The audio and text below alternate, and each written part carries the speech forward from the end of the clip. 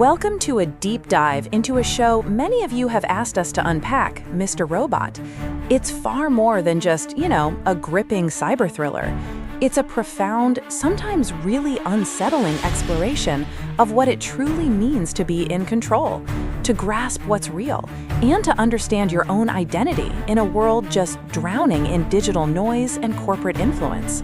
And this deep dive, well, it'll reveal how the story's intricate layers aren't just entertainment. They're a direct challenge, really, to your own perceptions. We'll show you how it exposes the illusion of control, those fierce psychological battles waged within us, and the pervasive, almost invisible impact of society and, well, big business on our individual well-being. The very way the story is told forces you to question everything, much like its main character, Elliot. So if you're ready to peer behind the curtain of perception, maybe even your own reality, let's begin this fascinating journey. The shifting sands of reality and identity. At its heart, Mr. Robot doesn't just present a world where reality is questioned, it plunges you directly into it. You feel that existential dread, that really unsettling sensation of a reality break, and the pervasive loss of self that the main character Elliot experiences. The show doesn't just tell you Elliot's reality is warped, it visually forces you into his perception. Think about the cinematography for a second. It often puts you in an uncomfortable, unbalanced frame, mirroring Elliot's own unease. This isn't accidental at all. For instance, in many early scenes, Elliot isn't centered. He's pushed way off to the far corners of the frame. It deliberately breaks that traditional rule of thirds in cinematography. You literally feel the same discomfort and disequilibrium he does. Like you're always on the edge, always slightly off. Incredibly effective. Yeah, it's how his internal state becomes our visual reality. When you see E-Core magically transform into Evil Core on screen, you're not just watching some clever visual trick. You're experiencing Elliot's biased reality firsthand. His worldview is actively warping what he perceives, and the show makes that your reality too. It's a very deliberate choice designed to make you feel precisely what he feels, challenging the very notion of objective truth right from the first frame. Elliot's perception is so profoundly unreliable, that raises a crucial philosophical question for us, doesn't it? What makes our reality truer than someone else's? The show continually suggests that our individual understanding of the world is deeply subjective and shaped by our unique experiences, not by some objective universal truth. It constantly makes you wonder, is the real real? And this idea of subjective reality is fundamentally tied to identity. Elliot's personality isn't some fixed, unchanging core. It's more like an onion, really. Layers built by trauma, loss, and profound loneliness. His different personas, like the aggressive Mr. Robot, the reclusive mastermind, even his childhood self, they aren't just separate characters. They're distinct responses to his past, showcasing how deeply fragmented the self can become in the face of profound pain, particularly the trauma and abuse he suffered as a child. Elliot's shyness, his social avoidance, these are direct coping mechanisms that manifest through these personas. And this internal struggle is often visually represented, isn't it? Like that chess match we see between Mr. Robot and the Mastermind. It represents an eternal stalemate within himself. It's a fight where neither side truly wins because both are rooted in avoidance. You see, the Mastermind wants to destroy E-Corp and protect Elliot from any more pain, while Mr. Robot wants Elliot to regain a sense of normal life, but also cruelly to repress the horrific memories of his abuse.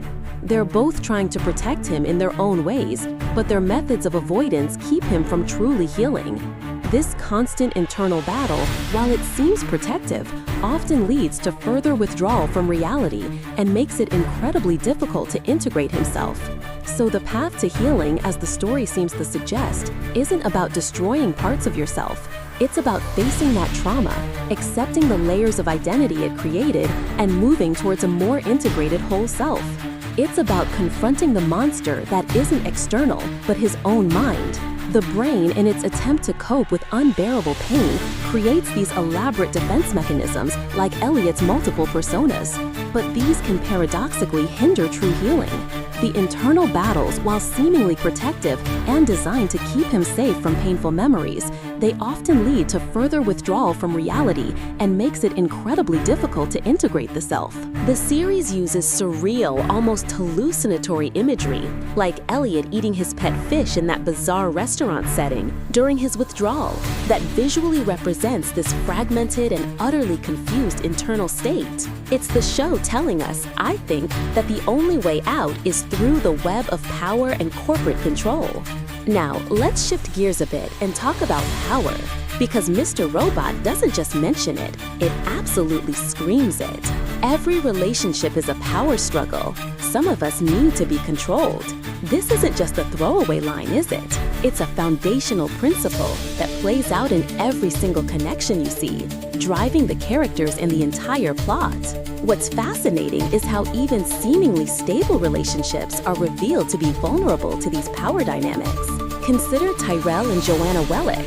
Their relationship isn't just about dominance. It's this carefully choreographed dance of power. Joanna explicitly gives orders, and Tyrell, finding a kind of twisted satisfaction, obeys them. Or think about Darlene and Cisco. Darlene often treats Cisco less like a partner and more like a disposable resource. Really, even relationships you might initially see, just like Gideon, ultimately ashamed to be vulnerable to external pressures, and the ability of one person to just ghost or abandon the other when things get tough, like Gideon's husband does when faced with legal trouble. It exposes how vulnerability can be exploited and how even intimate bonds can become transactional, right? It makes you wonder if everyone is engaged in this power struggle. Is Elliot any different? He's trying to do good, but he often resorts to manipulation himself. He blurs the lines between altruism and control. He believes he has to become a master to effect change, even if it means cyber-stalking or tricking others, like when he manipulates an addict into relapsing for what he perceives as the common good. It's disturbing. He sees the world in terms of ones and ease, masters and slaves, controllers and controlled. His manipulation isn't simply malevolence, though.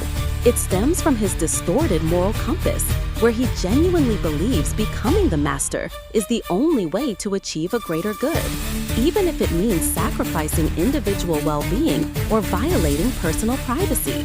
And this concept of power extends far beyond individual relationships, with a broader societal critique embedded in the narrative. Absolutely.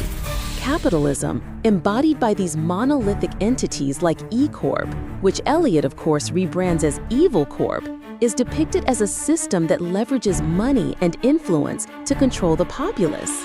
It's presented as a trickle-down desire for greed that prioritizes power and profit over human life. This leads directly to the suffering that motivates Elliot's crusade to erase debt. E Corp is consistently portrayed as well, morally black, starkly villainous. Whereas F Society, in contrast, operates in a much more morally gray area. Their actions, while disruptive, are meant to liberate, but they often cause immense collateral damage. It highlights that there are no easy answers in this battle for control. And then there's the enigmatic figure of White Rose, who takes this ends justify the means philosophy to an absolute extreme. Her belief in absolute power allows her to rationalize immense destruction in pursuit of her ultimate vision. Her motivation isn't just about earthly power. She believes her vision justifies any means. She can literally fix death and suffering through her mysterious project. Her desire for absolute control extends to the fabric of reality itself. She embodies the idea that this world will never be good enough, and that a grand, destructive, transformative event is necessary to achieve some pure state. Her paranoia about time, her meticulous planning, it all ties into this singular, all-consuming belief that she can fundamentally reshape existence regardless of the human cost. It's a chilling vision, but here's something interesting, maybe a bit meta about control. The show actually highlights how you, the viewer, can exert a form of control over Elliot's narrative, and that's one of the most brilliant aspects of the storytelling. When you first watch, Elliot is the unreliable narrator. He's seemingly in charge of what you see and believe. He actively tries to repress the truth about Mr. Robot being himself. He's attempting to maintain control over your perception. But on rewatch, armed with new knowledge that Ellie and Mr. Robot are the same person, you gain a different kind of power. The ability to discern reality, to pick up on all the subtle clues you missed the first time around. The control shifts from him to you. It's a subtle, deeply intelligent meta-commentary on perception itself and the dynamic between the storyteller and the audience. It reminds us that even as viewers, our understanding is an active process of discovery, trauma, transcendence, and the path to wholeness. This deep dive into Elliot's mind isn't just about his social anxiety or loneliness. It's about the profound, pervasive impact of unaddressed trauma. His monster isn't some external force. It's his own mind caught in this devastating paradox. He craves connection, yet his fear pushes people away. He's afraid of being alone, but his social anxiety makes him isolate himself, creating this never-ending loop of depression and self-sabotage. It's heartbreaking, really. And the show powerfully demonstrates how the brain, in its desperate attempt to cope with unbearable pain from abuse, creates these intricate defense mechanisms, like Elliot's multiple personas. These internal battles, while seemingly protective and designed to shield him from painful memories, paradoxically hinder true healing. They make it incredibly difficult to integrate his fragmented self. The internal chaos is externalized in that surreal imagery we talked about. Remember the scene where Elliot hallucinates eating his pet fish in that strange restaurant during withdrawal? It's the series showing us visually the depths of his fragmented and confused internal state. But amidst all this psychological turmoil, there's also this powerful undercurrent of transcendence. When characters like the prison warden muse about Elliot's voices, they ponder if it's illness or maybe a form of divinity. This opens up the idea that even in deep psychological pain, there's a longing for something beyond the self, something truly external and perhaps even spiritual. Exactly. This longing for something beyond the mundane, for a true outside reality. It resonates throughout the series. Tyrell, perhaps the character most obsessed with the concept of God, also embodies this yearning for transcendence. His whole journey marked by shifting loyalties and this desperate desire to serve something perfect and grander than himself speaks to a profound search for meaning. Even his mysterious final moments, walking into the woods bathed in that inexplicable blue light, it hints at a genuine outside reality that defies easy explanation, like the mystery noise that appears in Elliot's subconscious. These elements represent the presence of a true outside, beyond anyone's subjective definition or control. They offer a glimpse of something pure and indefinable. Ultimately, then, the story suggests that control isn't about taking or giving power in isolation, but about finding a delicate balance between both.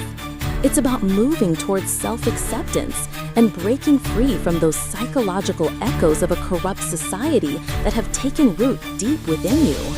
That's the powerful arc for Elliot, isn't it? The culmination of the story is his hard-won journey towards integrating his fragmented self. It's a deeply personal internal revolution. It signifies an escape not from the world, but from the prison of his own mind. And it's a profound kind of transcendence where he is finally able to move towards wholeness, acceptance, and genuine connection. It's not about winning as a cyber war, it's about winning the battle for his own soul.